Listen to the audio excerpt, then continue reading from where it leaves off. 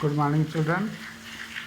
आज हम व्याकरण के संबंध में पढ़ेंगे। वास्तव में हमारे पाठ्यक्रम में व्याकरण मात्र 8 अंक की है, जिसमें से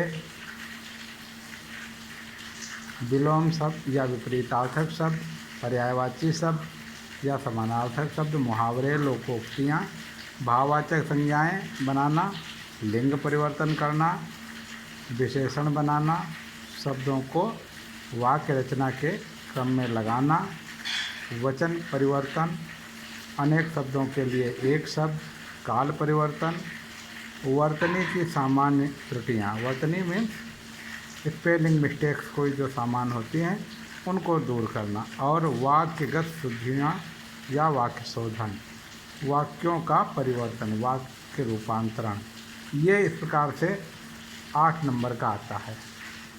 इसको यदि आप देखेंगे तो वाक्य रचना की दृष्टि से ये बहुत ही आवश्यक है।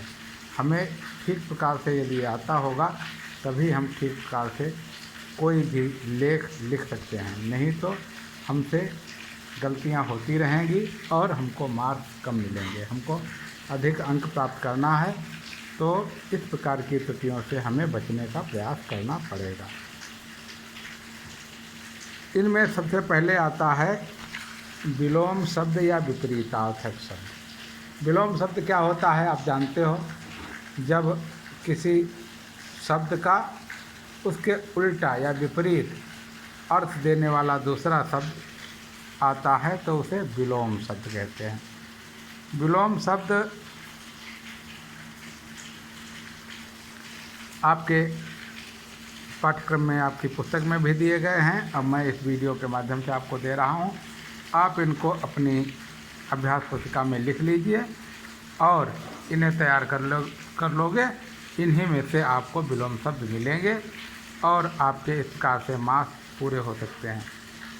विलोम शब्द किसी भी वस्तु को जानने के लिए बहुत सहायक होते हैं, क्योंकि इसमें उनके विपरीत अर्थ के द्वारा हम उसके बारे में ठीक प्रकार से जानकारी प्राप्त कर सकते हैं। ये विलोम शब्द आपको ज़रूर याद करना है।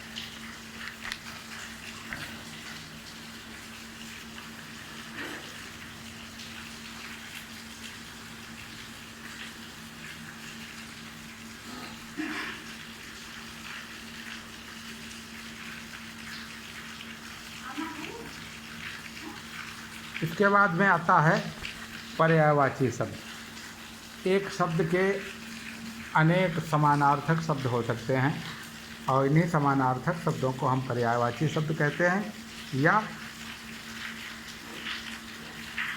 समानार्थक शब्द। ये समानार्थक शब्द एक ही प्रकार के अर्थ को देने वाले होते हैं।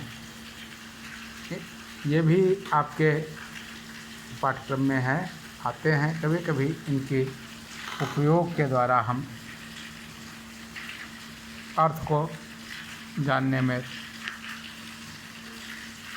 सरलता हासिल करते हैं और बड़ी ही आसानी से उसका अर्थ हम पता कर सकते हैं। इसके अतिरिक्त मुहावरे तथा लोकोक्तियाँ हैं। मुहावरे और लोकोक्तियाँ भी आपको आनी चाहिए। आपकी व्याकरण की किताब में बहुत सारे मुहावरे दिए गए हैं। उनको मुहावरों को आप पढ़िए, उनका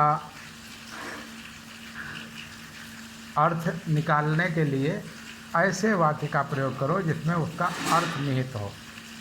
मुहावरे का ज्यों का त्यों उसमें प्रयोग करना होता है, उसके अर्थ का प्रयोग नहीं करना है। ये खास बात है। अभी यूनिट टेस्ट में आप लोगों ने अर्थ का प्रयोग किया था, नहीं, आप उसके वाक्य का प्रयोग करो जिसमें वो प्रयोग किया गया हो। ऐसा वाक्य आपको ढूंढ करके प्रयोग में लाना है। इसके अतिरिक्त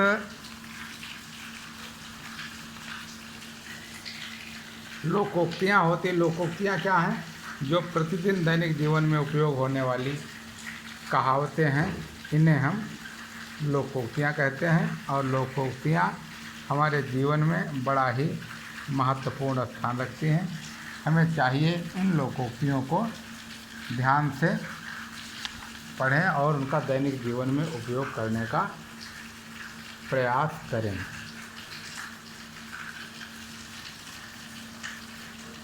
लोकोक्तियों के द्वारा हम बड़ी से बड़ी बात को अत्यंत सरलता से बहुत छोटे में बताने में सफल हो जाते हैं।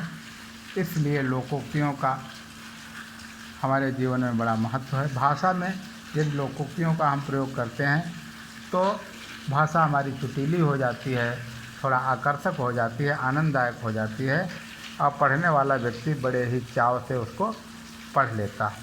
इसलिए बच्चों, लोकोक्तियों मुहावरों का आप उचित जगह पर उचित प्रयोग अवश्य करें। ये आज हमने मुहावरे, लोकोक्तियाँ तथा विलोम शब्द तथा पर्यायवाची शब्द दिए हैं। इनको आप पढ़ेंगे और अपनी उत्तर पुस्तिका में लिख लेंगे। धन्यवाद बच्चों। इसके अतिरिक्त एक बात हमको और कहनी है कि आपका जो सिलेबस है रिड्यूस कर दिया गया है। मैंने आपके पास में कॉपी भेज दी है और वो कॉपी आपको प्राप्त हो गई होगी। अगर नहीं प्राप्त हुई है तो मैं इसी वीडियो के द्वारा आपको भेज रहा हूँ। ये आप देख लीजिए और इसी प्रकार से आपको तैयारी करनी है। धन्यवाद बच्चों।